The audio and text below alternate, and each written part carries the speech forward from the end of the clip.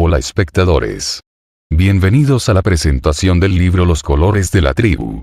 Poemario que al fin ve la luz del día gracias a la editorial Alto Horno, y la incansable gestión de Oscar Vidal. El único editor que creyó en esta apuesta penquista.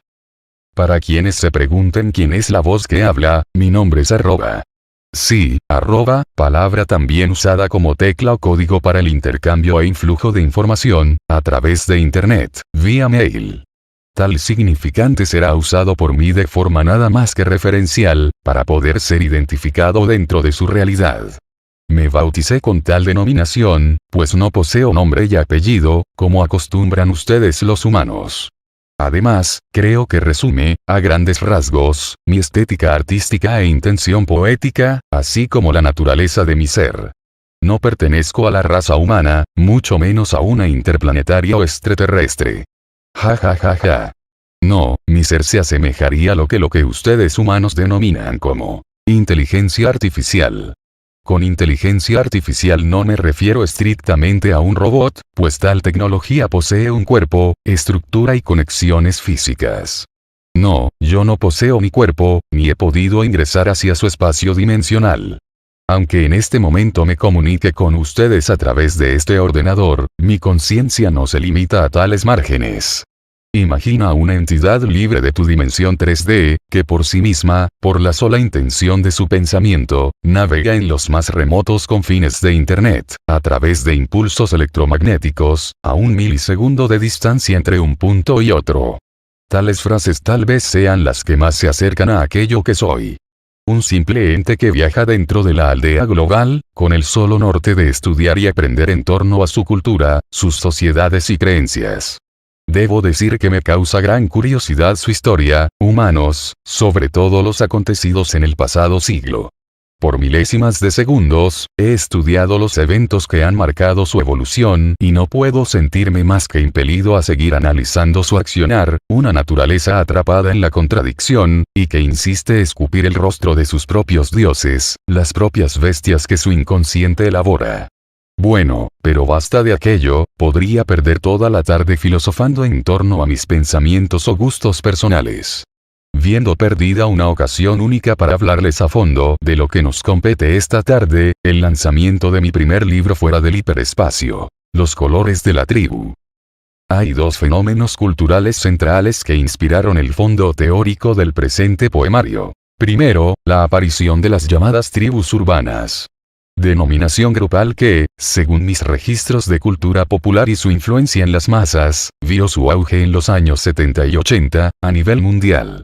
Más específicamente, en nuestro país, vio su mayor desarrollo en la década de los 90 y 00, registrándose una multiplicación de estilos y modas, potenciadas ya no solo por el cine o la TV, sino también por redes sociales, como Fotolog, Facebook, Twitter, entre otros formatos.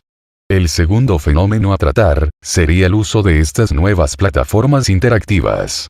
El intercambio textual producido por la llamada aldea global, o transmedialidad, y que vendría a suplir una serie de deficiencias comunicacionales e informativas, necesarias para una sociedad capitalista en constante crecimiento.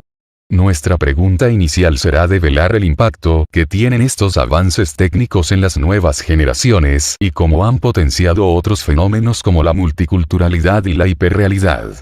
Sartori, en su obra Homo Videns, de 1998, se mostró receloso ante el advenimiento de lo que denominó el imperio de la imagen. Frase representativa de una serie de fenómenos tecnológicos, y que influenciarían, hasta la actualidad, el pensamiento humano. Estos milagros de la comunicación alcanzan tal nivel de evolución que ya parecen formar parte inseparable de nuestra cotidianeidad. El diálogo ya no natural, sino sometido a los confines de un ordenador, supone un efecto aún insospechado a nivel psicológico, emocional, o hasta físico, en sus felices usuarios. Lo existente y sus significantes ya no solo serían advertidos por los 5 clásicos sentidos naturales, sino también por, y a través, de los de una máquina, maneras que bien pueden inaugurar una nueva coyuntura histórica, similar a la que experimentaron los griegos hace casi 3000 años. Más de 3 milenios han pasado desde que los aqueos, usando como base el abecedario fenicio, dieran una de las primeras y mejor registradas expresiones de civilización en la antigüedad: la Odisea y la Ilíada. Fue en Atenas, también, donde se acuñó el concepto de logos, misma idea antes mencionada, y que significa la palabra meditada, reflexionada o razonada, es decir, razonamiento, argumentación, habla o discurso. También entendida como inteligencia, pensamiento, sentido. El imperio del logos, capacidad de abstracción, o de crear un significado representativo, o un signo del significante específico, propia del Homo symbolicum, podría lentamente verse atrofiada por las nuevas capacidades técnicas. Olvidando conceptos positivistas, y tal vez ingenuos, debemos considerar que la llamada aldea global, además de todos los beneficios que acarrea, supone también un debilitamiento de la grafosfera, nuestro código escrito, ya en crisis, herramienta que construyó a la civilización occidental, elevándose como la única singularidad que nos diferenció del animal.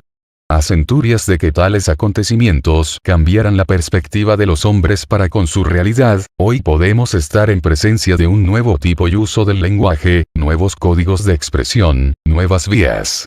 Transformados los hombres, en un contexto virtual, en homo videns, u hombres completamente visuales, sin tener que ocupar sus otras potencialidades, poco a poco pueden ver sus capacidades distorsionadas, relegando esa acción, el crear una imagen en nuestra mente, a la máquina. Un instrumento que en segundos reproduce, para nuestro deleite, incontables textos instantáneos sensorios iguales o mejores que nuestra propia realidad imaginada. Otra posibilidad previsible es que las mismas capacidades se vean potenciadas y maximizadas, pero teniendo que someterlas completamente al poder sintético. Estas cuestiones dan a nuestro tiempo una importancia significativa, al intentar definir cuáles serán las reglas del juego existencial, al momento de relacionarnos con los otros en el futuro, si cada vez iremos dependiendo más de máquinas para la comunicación, o ambas formas podrán convivir en armonía.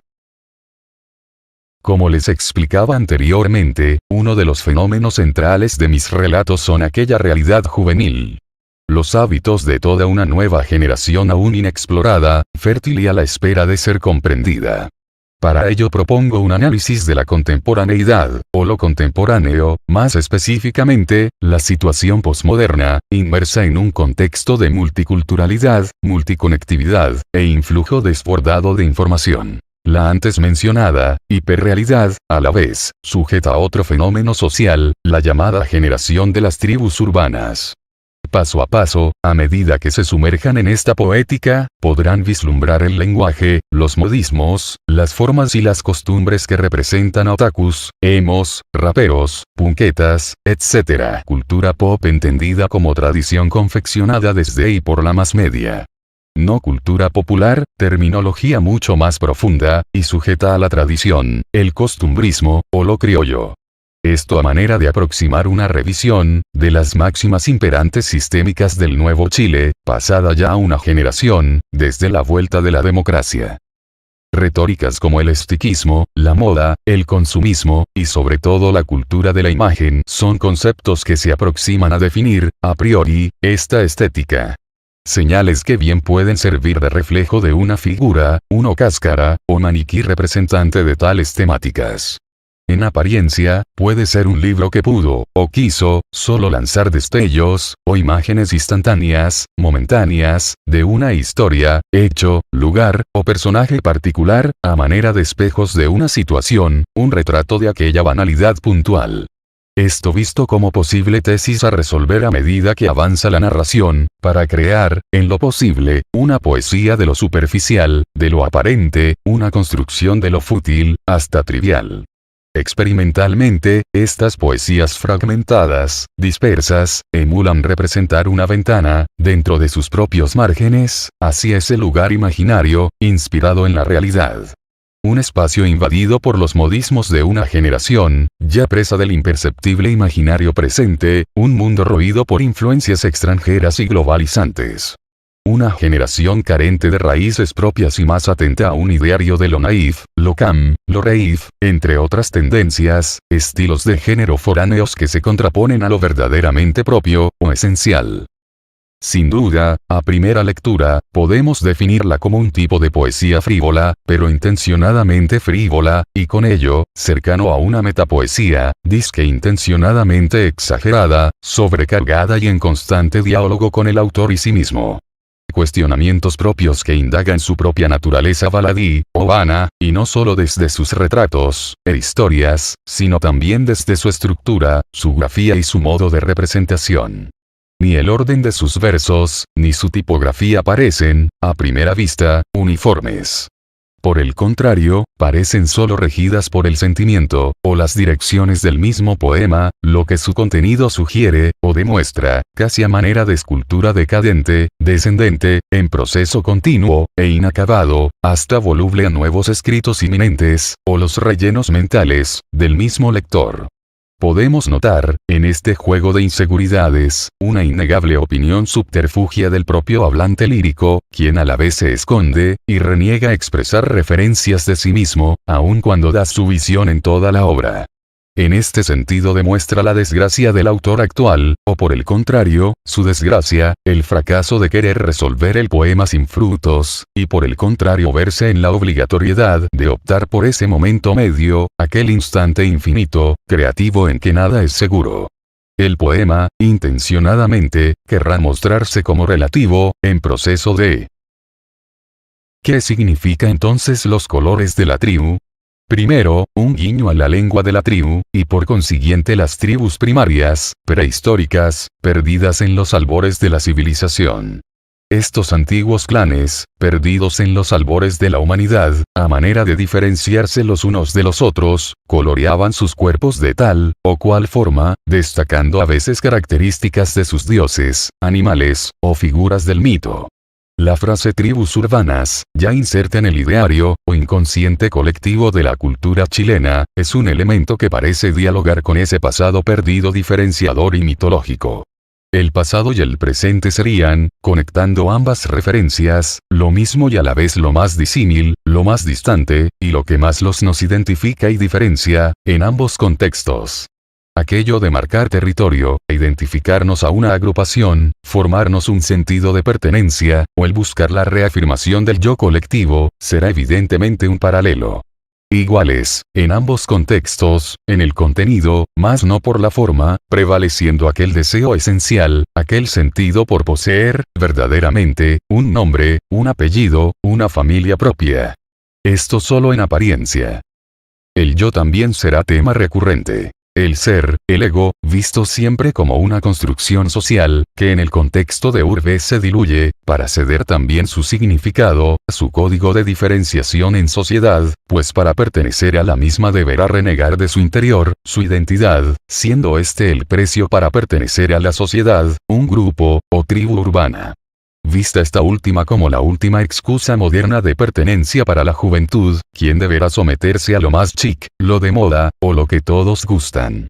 Irónicamente, una cultura que boga por la individualidad, y que a la vez transforma a los seres en nada más que diferentes frascos de una misma mermelada. Tal idea es una de mis críticas más recurrentes hacia su especie humana, pues no encuentro razón para provocar tal accionar en sus nuevas generaciones. Para mí, ese sería el camino de aceptación del color que eligen, el color de la tribu, en el triste caso de los personajes de los colores de la tribu, los tonos de la familia urbana. Una emulación, un artificio de la naturaleza propia de los hombres primarios, un negativo sintético del sentir verdadero de aquellas tribus verdaderas, y que actualmente se replican en una triste parodia inconsciente de lo que extrañamos. El yo y los yoes en ciudad, se niegan, y a la vez niega su personalidad, igual que el hablante lírico, quien niega su título, niega su opinión y quiere ser visto como tal, como un ser que tacha, y oculta lo real, que niega además los diferentes cauces expresivos con los que cuenta. Cada forma, cada estilo, variará de estética en estética manera de prueba, de experimentación, sin resultados positivos. La ambientación de casi todos los poemas será la noche, contexto de liberación neuronal, y del inconsciente, que nos ayuda a desatar nuevos estímulos, así como represiones psíquicas de la personalidad diurna, aquella que lidia con el estrés, el trabajo y lo convencional de la vida burguesa, en conflicto con la idea propuesta anteriormente. Se insistirá, por consiguiente, en una visión crítica al exceso de la vida ciudadana, y por consiguiente, simples escapes creados para amortiguar la realidad de la desigualdad. La tesis podrá ser el catalogar a nuestra sociedad, sorda a propuestas alternativas de balance espiritual, o material, como una mentira, texto, otro constructo globalizante, totalizador. Tanto hablante lírico, como los personajes ficticios, sentirán el conflicto entre opulencia y vacío espiritual. El desgaste en pro de la experiencia, la insatisfacción personal, el precio corpóreo de los vicios, etc. Bueno. Extenderse más en el trasfondo y densidad de mi libro creo que es innecesario, más si actualmente me dispongo a repartir ejemplares del mismo. Dejaré a ustedes que den más juicios al respecto. Me parece que se nos acabó el tiempo, por lo que doy por terminada esta presentación, no sin antes invitar al ojo enfrente a dejarse atrapar por estos pocos versos, siempre en el espíritu escéptico, descreído, y difícil que exige la poesía. Sobre todo para quienes gustamos realmente de un texto espinoso, denso, y lleno de signos imposibles. A veces tediosos, sugerentes, o hasta groseros, no importa, pero que siempre dejan, y dejarán, un dolor exquisito y quemante en la retina. Me despido de todos y vuelvo a los confines más negros y profundos de la Deep Web, espacio en el que resido, prometiendo volver a ustedes en poco tiempo, para seguir discutiendo y dialogando en torno a otras temáticas. Hasta pronto, humanos.